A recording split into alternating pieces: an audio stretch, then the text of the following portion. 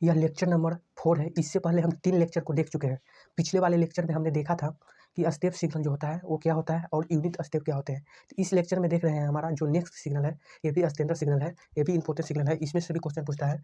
जो हमारा सिग्नल का नाम है सेकेंड, वो क्या है? Impulse signal. क्या? Impulse signal. सबसे पहले हेडिंग देते हैं, इम्पल्स सिग्नल कहिए या फंक्शन कहिए, दोनों क्या होता है? सेम होता है। अब तो कंफ्यूजन नहीं होगा।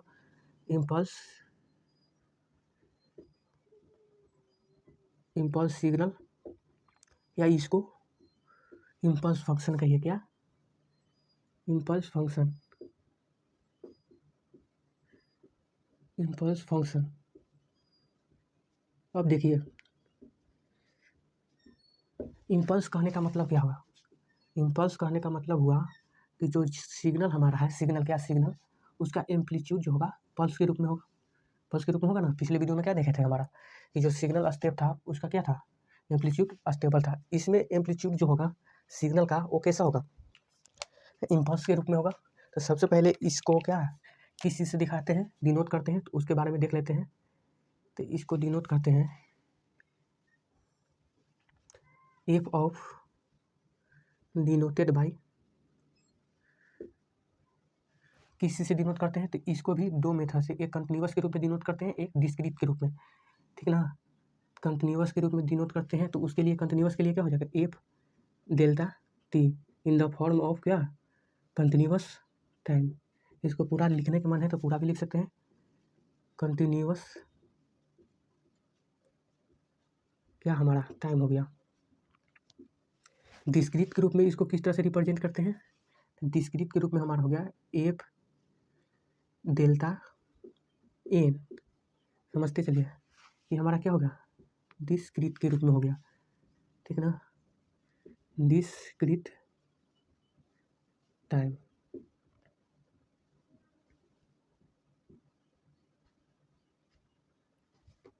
अब देखिए, इसको भी एक और दूसरे नाम से जानते हैं। क्या? एक दूसरे नाम से जानते हैं, डायरेक्ट डेल्टा फंक्शन। क्या? Direct delta function.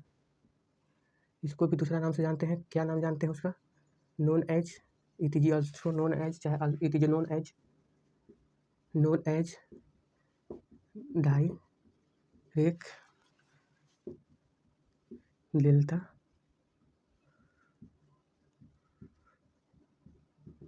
फंक्शन। इसको डेल्टा सिग्नल कहिए या फंक्शन कहिए, दोनों बात क्या है? सेम है। तो इसको दूसरे नाम से क्या जानते हैं हम? डायरेक्ट डेल्टा फंक्शन इम्पल्स को। ठीक ना। अब देखिए, यहाँ से भी दो तरह से क्या करते हैं, डिवाइड करते हैं। एक कंटिन्यूअस के रूप में और दूसरा हमारा क्या होगा? डिस्क्रीट के रूप में। ठीक ना। तो पहला हम देख लेते हैं इस तरफ कंटिन्यूअस के रूप में। तो हमारा इस तरफ क्या हो जाएगा? कंटिन्यूअस के रूप में। और उस तरफ देख लेंगे डिस्क्रीट के रूप में। तो देखिए, सबसे पहले हिंदी देते हैं कंटिन्यूअस टाइम। ठीक ना। Continuous time. इस तरफ क्या दे देते हैं हेडिंग? डिस्क्रीट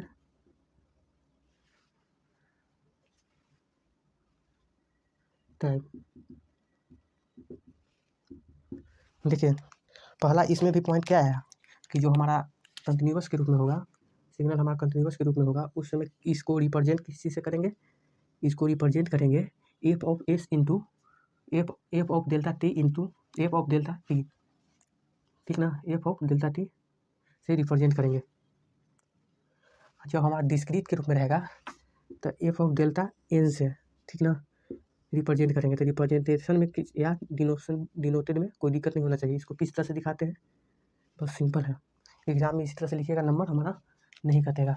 यहाँ थोड़ा शॉर्ट फॉर्म में लिख रहे हैं, यहाँ पर लिख दीजिएगा it is denoted by F of delta T in the form of continuous time. यहाँ पर नीचे लिख दीजिएगा कि it is denoted by F of delta N in the form of discrete time.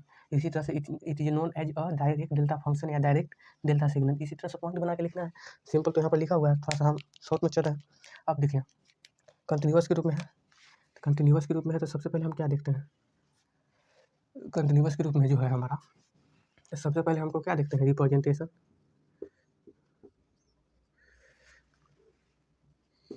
Represented by क्या हमारा हो गया? F of delta T in the form of continuous time. ठीक है ना। इसमें भी पहला पॉइंट क्या हो जाएगा? Represented by represented by F of delta N in the form of discrete time. कोई दिक्कत? अब देखिए मेन यहाँ से जो है ना मैथमेटिकल हमारा एक्सप्रेशन को समझना जरूरी है। यहाँ से मैथमेटिकल एक्सप्रेशन को देख लेते हैं। क्या मैथमेटिकल एक्सप्रेशन? देखिए मैथमेटिकल एक्सप्रेशन जो समझ में आ जाएगा ना, तो फिर ये सिग्नल आराम से जो है हमारा क्या है समझ में आ जाएगा। एक्सप्रेशन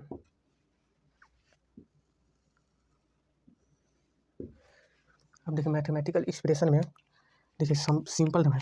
क्या हमारा सिंपल है, एफ ऑफ डेल्टा टी का जो वैल्यू है हमारा वो क्या होगा, ए कब होगा, if T is equal to zero. क्या T is equal to zero? इससे पहले वाले में देखे थे क्या कि लेस देन, यहाँ क्या था ग्रेटर देन, या क्या था लेस देन था, ठीक ना। लेकिन ये जो सिग्नल एक ऐसा सिग्नल है जो हमारा क्या T is equal to zero पर डिफाइन होता है। अदरवाइज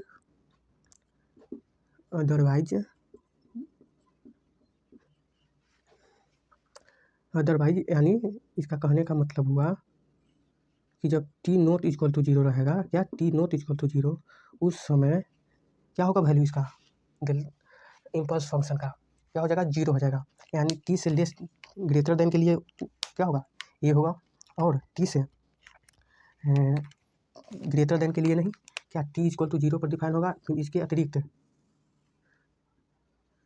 किसी पर डिफाइन नहीं होगा। इसका कहने का मतलब हुआ हमारा कि जब टी का वैल्यू हमारा रहेगा क्या ओनली जीरो, क्या टी इक्वल टू जीरो, तभी हमारा क्या होगा इम्पल्स फंक्शन का वैल्यू जो होगा आएगा। अदरवाइज में यहाँ पर टी इक्वल टू या तो रहे क्या 1 -1 -2 -3 इस तरह से, या 1 2 3 इस तरह से। ये दोनों कंडीशन में हमारा क्या होगा, इम्पल्स जो है इम्पल्स सिग्नल उसका वैल्यू क्या हो जाएगा, जीरो हो जाएगा। समझ में आया? यही एक ऐसा फंक्शन है, यही ऐसा एक सिग्नल है जो क्या होता है टी इक्वल टू जीरो पर डिफाइन होता है, ठीक ना। टी इक्वल टू जीरो पर डिफाइन होता है। ये हमारा क्या है एम्पलीट्यूड है, ठीक ना। ये हमारा क्या है एम्पलीट्यूड है, ठीक ना। अब देखिए ग्राफ के रूप में, इसको ग्राफ के रूप में देख लेते हैं। सिंपल है,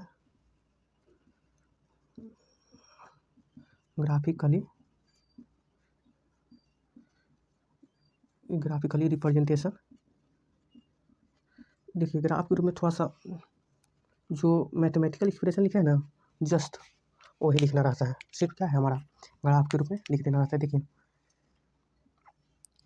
जो हमारा हो गया एफ ऑफ डेल्टा क्या होगा टी, ये हमारा क्या होगा टी। देखिए बोल रहा है माइनस टी हो जाएगा, यहाँ पर जीरो। बोल रहा है कि टी इक्वल टू क्या जीरो पर, क्या हमारा टी इक्वल टू जीरो पर जो वैल्यू है हमारा एम्पलीट्यूड है वो क्या है, ए है, ठीक ना।